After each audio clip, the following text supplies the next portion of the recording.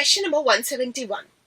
Polyculture of Katla, Labio and Sirhina is possible because, and the options are, they show symbiotic association, there is no competition of food between them, they have different reproductive habits, they have different sizes. And the most appropriate answer for this question is option number 2, there is no competition of food between them. Since these three fishes, Katla, Labio and Sirhina, feeds at different level of water, there will be no competition of food between them. Thus, they can be grown in one pond without affecting survival of each other. The very first option is they show symbiotic association, and this is an incorrect option. Next option is they have different reproductive habits, and this is also an incorrect option. Last option is they have different sizes, and this is an incorrect option because polyculture is possible because the fishes have no competition of food between them. So the correct answer is option number 2. Let's discuss our next question. Question number 172. Which of the following is not a sanguivorous organism or a vector? And the options are Bombyx, Anopheles, Hirudinaria and Aedes. And we know that sanguivorous organisms such as Anopheles, Aedes and Hirudinaria, they feed on the blood of other organisms. Also, Anopheles and Aedes are vectors for animal diseases. So these are the incorrect options. So the odd one among the given options is option number 1, Bombyx. Bombyx, which is commonly known as silkworm, belong to the phylum Arthropoda and it is not a sanguivorous organism. Whereas the rest of the options like Anopheles, Aedes and Hirudinaria, they are sanguivorous organisms. Hirudinaria is commonly known as leech. It's an ectoparasite. Anopheles and Aedes are mosquitoes which also act as a vector. So the correct answer is option number 1. Let's proceed to the next question.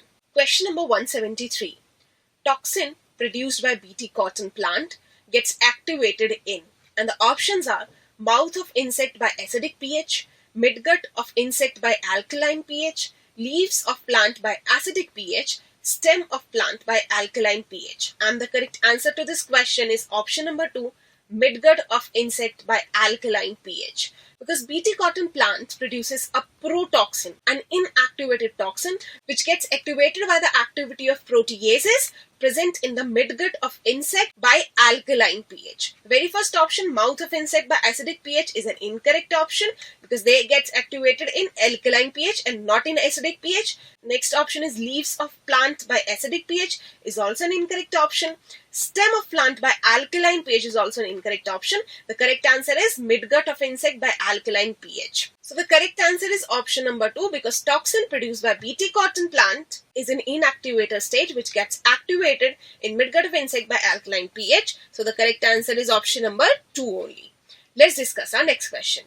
Question number 174.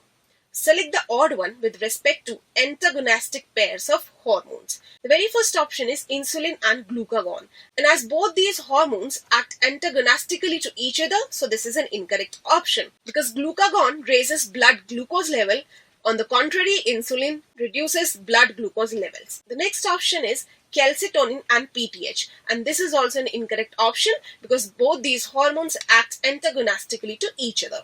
PTH is a hypercalcemic hormone, whereas calcitonin is a hypocalcemic hormone. The next option is ANF and aldosterone, and this is an incorrect option because these hormones also act antagonistically to each other. Aldosterone is released in response to low blood pressure and it promotes reabsorption of sodium ions from renal tubules, whereas ANF promotes excretion of sodium ions from renal tubules. Last option is cortisol and glucagon, and this is a correct answer to our question because cortisol and glucagon, both these hormones are responsible to raise blood glucose levels. So these hormones act synergistically to each other rather than antagonistically to each other. So the correct answer to this question is option number 4. Let's proceed to the next question. Question number 175. Polyethylene glycol is used in biotechnology for, and the options are creating transient pores in cell membrane, DNA extraction, cell culture preparation, and protoplast fusion. And the correct answer to this question is option number 4, protoplast fusion.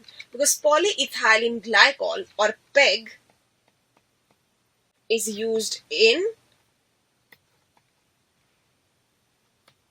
protoplast fusion, in which cells of two distinct species of plant